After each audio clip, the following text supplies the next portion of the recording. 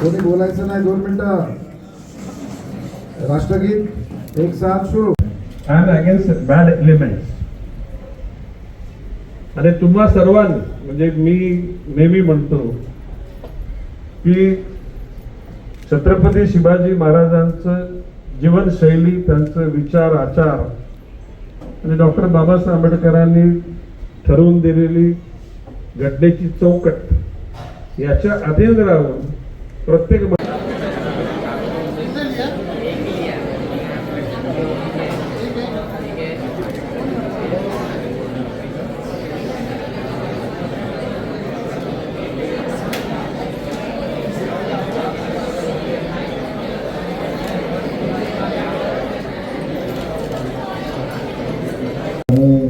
महानगरपालिकेचे सर्व आपले युनियनचे सर्व पदाधिकारी आणि कामगार बंधू आणि भगिनी, या ठिकाणी मी जास्त वेळ घेण्यापेक्षा दादांना मी माहिती देतो आणि त्यांनी आजच्या या बैठकीचा उद्देश जो आहे तो आपल्याला ते या ठिकाणी सांगतील अशी त्यांना मी विनंती करतो.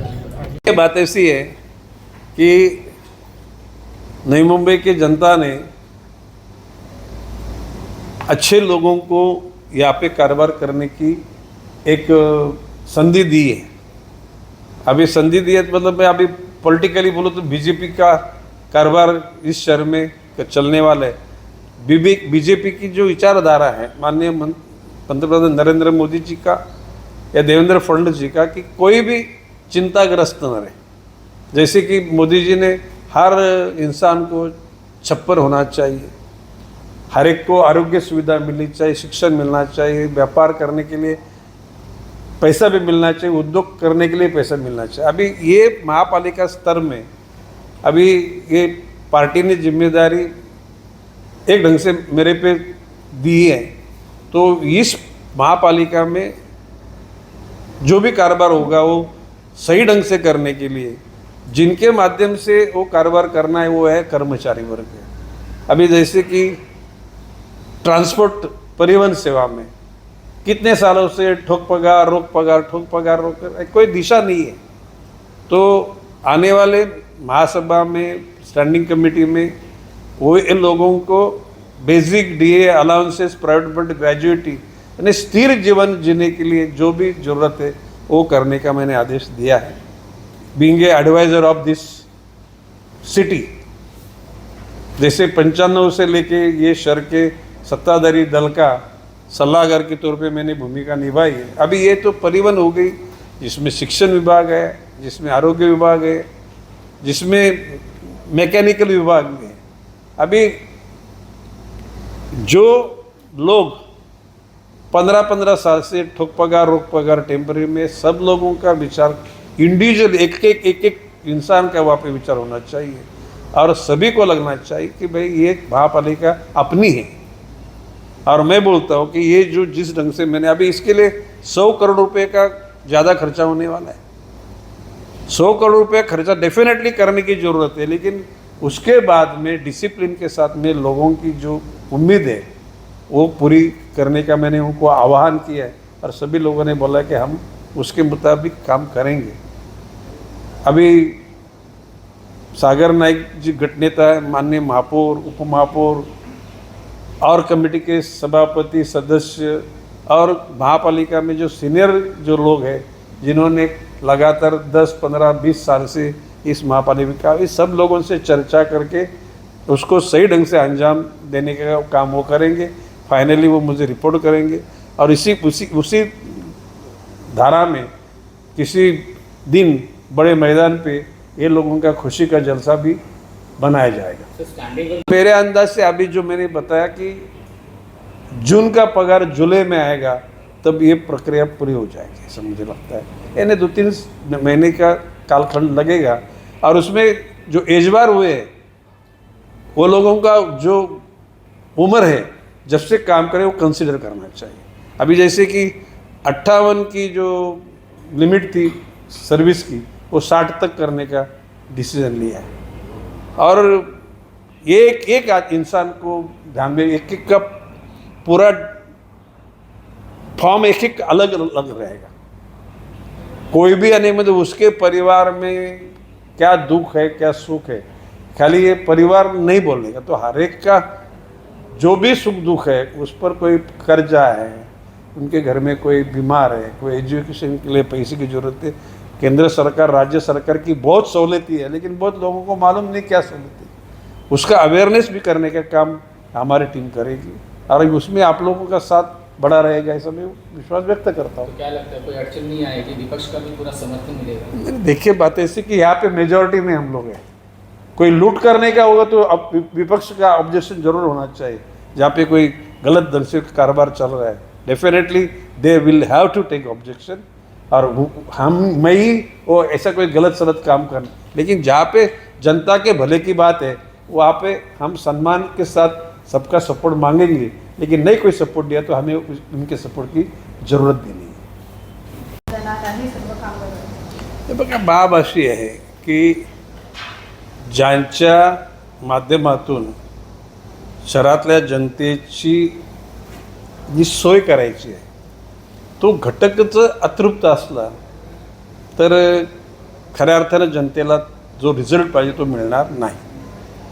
आणि म्हणून मी स्वतः ज्याला चिंतन केलं त्याला असं ठरवलं की भविष्यकाळामध्ये नवी मुंबई महापालिकेच्या अंतर्गत असलेले जे विभाग आहेत, ज्याच्यामध्ये प्रामुख्यानं शिक्षण विभाग आहे, शिक्षण विभागामध्ये एकही घटक, शिक्षक असो, तो शिपाई असो, तो तिथला झाडूवाला असो की तो वॉचमन असो, हा परमनंट झाला पाहिजे. Basic DA allowances, provident fund, ग्रॅज्युएटी.